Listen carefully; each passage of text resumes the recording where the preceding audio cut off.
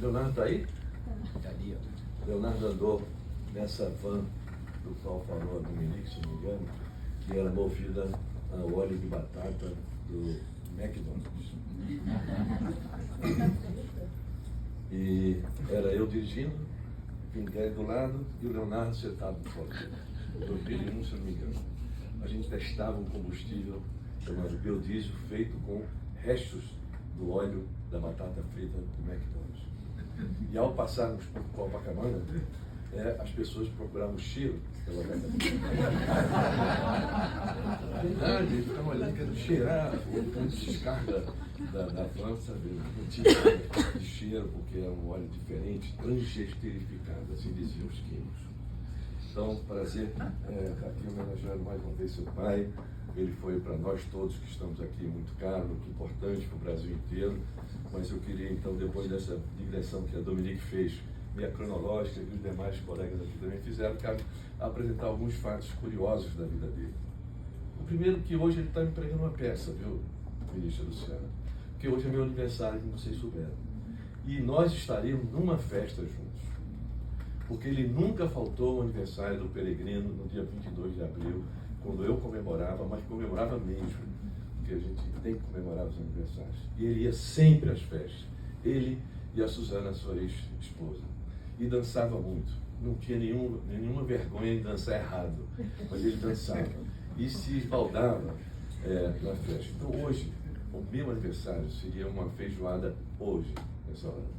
Quando alguém do Marcha me ligou, Peregrino, vai ser exatamente no dia 22 a reunião para discutir o Pinguelli, a vida deles.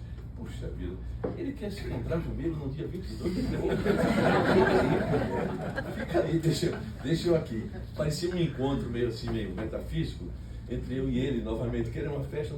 Então eu faltei a festa em deferência a ele e a senhora ministra que convocou, que esteve presente, porque alguém me dizia, mas foi a ministra que marcou.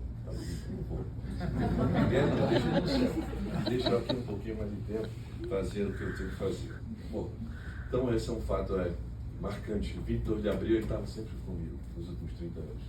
E hoje ele faltou porque ele está junto, de uma certa maneira, espiritualmente comigo. Né? A sua luz, sua iluminação, seu brilhantismo intelectual, seu compromisso social, nunca deixar ninguém para trás. Ele, enfim, sempre me comovia com esse compromisso que ele tinha social. Alguns fatos daqui marcaram a minha trajetória. Toda vez que eu saía do governo do Estado, eu era do Ministério cedido ao governo do Estado, toda vez que eu estava lá, e ele era eleito diretor da COP, ele me convocava.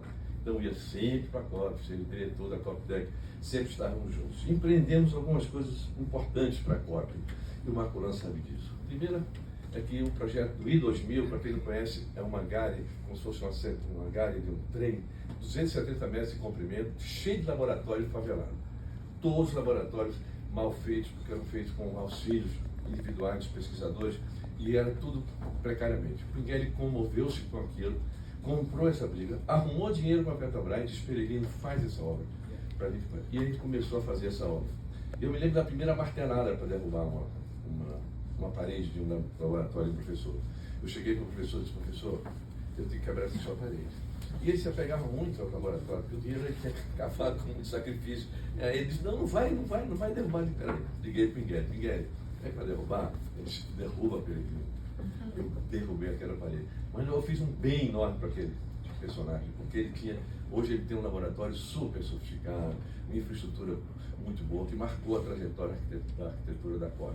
Me orgulha muito esse projeto, e ele sempre falava isso. Nós fizemos, eu, Peregrino, o I-2000. Para quem não conhece, o I-2000 é essa gare que eu acabei de falar. Você se lembra, Marculano? Mas quem me aproximou dele foi ele próprio, no Conselho Deliberativo do CNPq. Em 1989, aquela época do Collor, eu fui eleito representante de todos os funcionários do CNPq, inclusive os institutos que hoje são vinculados ao MCTI, eles eram vinculados ao CNPq. O presidente do CNPq era presidente dos institutos também. E eu era funcionário do CNPq, da matriz. E então fui eleito representante dos funcionários, depois fui nomeado para ser membro do Conselho Deliberativo do CNPq. E naquele conselho eu arrumei uma confusão danada. Arrumei uma confusão porque O MAST, exatamente o MAST. Olha, Alfredo, vai para a história que você vai me pedir para eu gravar. Foi exatamente o MAST, este instituto, que está há quase 40 anos. E eu arrumei uma confusão porque eu fui defender os funcionários daqui que estavam sendo demitidos. Eu tomei fui porta-voz desses funcionários, enfrentei a burocracia do CNPq naquela época, enfrentei, denunciei e por conta disso foi colocado em disponibilidade pelo presidente do CNPq. Vocês sabem o que é disponibilidade de um funcionário público? É uma virtual demissão. Me colocaram no banco. Eu disse, o senhor não pode me colocar. Falava eu para o presidente do CNPq, o senhor não pode me colocar em disponibilidade. Eu tenho mandato. Aí nem ligaram para isso. O fato que eu entrei com uma açãozinha, recuperei, mas quem me defendeu, o único que me defendeu, que levantou a voz, foi o Pinguel. Ele não me conhecia. Ele não me conhecia. Criamos então uma amizade política e social muito importante naquela época. Tanto é que quando ele saiu do Conselho Deliberativo e foi nomeado por esse meu também amigo solidário, meu reitor Maculan, quando ele foi nomeado, a primeira pessoa que ele me ligou foi a mim. Peregrino, eu fui nomeado pelo reitor Maculan, coordenador do Fórum de Ciência e Cultura. Eu quero você do meu lado. Eu quero você como meu alter ego. Alguém já nomeou outra pessoa? Você é alter ego? Alter ego? Ele nunca tinha feito esse adjetivo comigo. Depois eu fui ver, alter ego é um pouco assim, ó, a dupla face, a face do outro lado, algo que substitui, algo que anda junto. Depois eu fui estudar um pouco mais de psicologia, eu aprendi, mas naquela época me chocou o telefone dele, você vai ser meu alter ego. Eu, Miguel, o que é isso? O que eu vou fazer? O que eu vou fazer? Enfim, ele entregou a chave do fórum. A chave, quer dizer assim, entregou para eu tocar a obra do fórum, por exemplo, um prédio de 1848, onde Lima Barreto ficou, é um hospício que o Pedro II criou. Hein? Eu disse que aquele prédio foi um hospício, eu digo, não foi, ele é. Porque o FJ não mudou nada, o FJ é um hospício, né? No bom sentido, aquele hospício criativo. Mas enfim, então eu fui seu alter ego no fórum. E ali nasceu o movimento da ética, ali nasceu a primavera da democracia, feito no aterro do Flamengo. Ele fez peças de teatro com Ângela Leite Lopes, a Ângela, filha do Leite Lopes, meu amigo também, meu eleitor. São todos juntinhos. Então, ele empreendeu muita coisa, além dessas coisas que são muito conhecidas com vocês. Ele tinha um cacuete, não sei se vocês prestaram atenção quando ele estava vivo. Se ele tivesse aqui, ele estaria escrevendo num bloco enorme, com a caneta pinta. Ele escrevia, você falava, ele parecia, mas ele estava prestando atenção a você no texto. Ele tinha uma cabeça de elefante. Ele pensava, ele era multiprocessado. Ao terminar, ele entregava para a secretária e mandava fazer um artigo. Era um artigo que ele saía no jornal. Ele fez um famoso artigo contra a burocracia pública. Ele era absolutamente revoltado com a burocracia que hoje ainda permeia a nossa estrutura de ciência e tecnologia, né, ministro? Ele fez um artigo, como é que chamava, Dominique? Quem vai pagar o almoço do Einstein? A história era do seguinte. Um almoço com Einstein. Com Einstein. Porque ele dizia o seguinte, que a burocracia não conseguia entender como é que certas despesas que a gente tem a fazer são despesas um pouco, não são alegóricas, são despesas importantes. O Einstein visitar o FRJ, nós vamos fazer um almoço para eles. Tinha que pagar do bolso, porque não podia usar dinheiro, porque não podia pagar o almoço do cara, que era o grandão na física. E o Pinguel então escreveu um artigo com uma ironia muito grande com relação ao TCU. Tinha outra passagem com a burocracia. Fizemos uma reunião com o TCU, o ministro Haroldo Cedrais, está vivo. Outro dia eu estive com ele. Haroldo Cedrais era o ministro da época de um acordo 2731.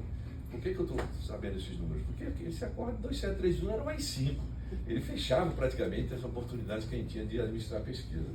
E era uma sala que tinha 30 pessoas, 30 agentes do TCU misturado com alguns nossos.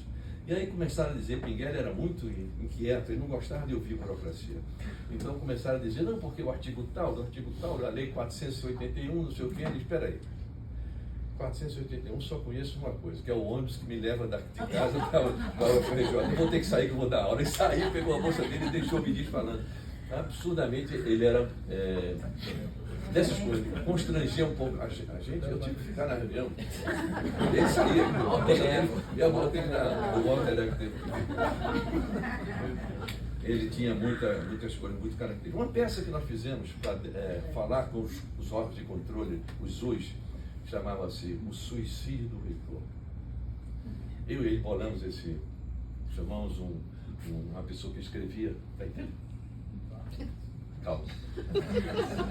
Essa peça era o seguinte: em vez de a gente ficar falando porque os UIs, sabe o que é os UIs, né? Que tem hoje da vida, que ficam prejudicando a pesquisa com burocracia, excesso de burocracia, a gente bolou uma peça para falar com eles chamada O Suicídio do Reitor.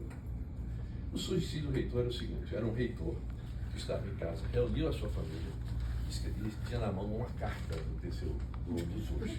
Dizia assim: senhor reitor, o senhor acabou de ser enquadrado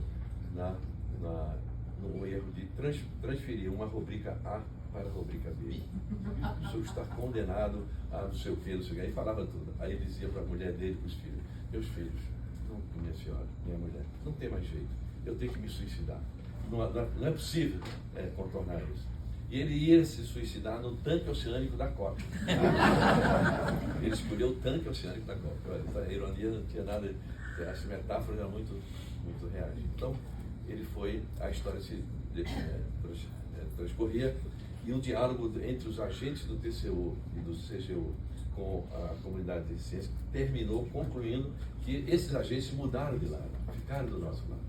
Então, no final, o reitor não se suicidou, porque os agentes do TCU passaram para o lado da ciência e não ficaram do lado de lá. Mas apenas assim, espero que fique hoje. Mas a ironia triste é que depois o reitor se suicidou por conta disso. Era a mensagem da arte para a realidade. Triste, mas é verdade. Bom, sobre essa 5 minutos, comecei agora. Bom, o presidente Lula esteve conosco várias vezes. Ele era encantado com o Pinguelli. Digo ou não que ele demitiu o Pinguelli quando ele era presidente da Eletrobras, mas ele era encantado com. Recentemente, naquele dia, ainda estávamos juntos, quando o presidente Lula me abraçou e disse: nós estávamos juntos com o Pinguelli. Então ele se lembrava muito bem das poucas vezes que ele foi na universidade e sempre homenageado pelo Pinguelli. Então, eu tenho em conta uma pessoa que me ilumina muito. Ele era um gestor que não era um burocrata. Ele era um físico que queria ser engenheiro. Sinceramente, ele admirava as obras. Ele queria fazer a obra do Palácio. É verdade. Aqui, o engenheiro, sabe físico, sabe matemática, o físico sabe físico. Mas é verdade, o Pinguelli tinha uma vontade enorme de ser engenheiro. Porque pintava a obra, ele estava lá. E ele queria ver a obra. Me leva para ver a obra. E assim a gente fez várias obras dentro da universidade, além do Fórum de Ciência e Cultura. Ele era uma alma de engenheiro, mas vestido um físico. Desculpa que eu... Você chega lá, vai junto um pouquinho que chega lá na engenharia. Ele era um pragmático. Ele era pragmático. Ele era físico. Mas tinha o pragmatismo do engenheiro. Ele sabia onde é que estava o problema. Ele ia comigo a tudo que é obra de manhã cedo. Ele tinha a visão do gestor. Então é isso. Eu estou falando de um homem que sempre me iluminou. Foi um gestor e um líder sempre solidário. A solidariedade era uma palavra muito forte no caráter dele, além de ser bravo, lutador, não ter medo de nenhuma autoridade fora do seu padrão, e me tocou muito. E Deus quis que no aniversário dele eu estivesse aqui prestando essa homenagem, adiando minha feijoada para amanhã, viu? Dia de São Jorge. A feijoada foi automaticamente adiada para amanhã. Muito obrigado. Viva o Pinguelli.